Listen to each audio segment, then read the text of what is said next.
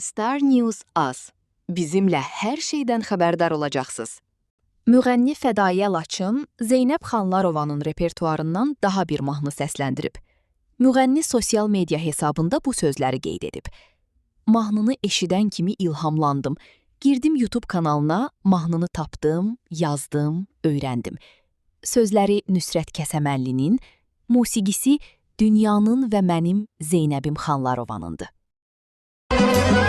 Mənə dərd verib getmə, dərdimdən öləcəksən. Mənə dərd verib getmə, dərdimdən öləcəksən.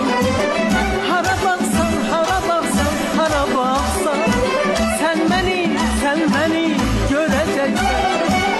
Hara baxsan, hara baxsan, hara baxsan, sən məni görəcəksən.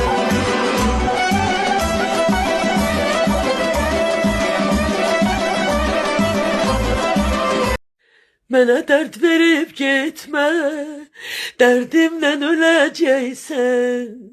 Mənə dərd verib getmə, dərdimdən öləcəksən. Hara baxsan, hara baxsan, hara baxsan, sən məni görəcəksən. Hara baxsan, hara baxsan, hara baxsan, sən məni görəcəksən.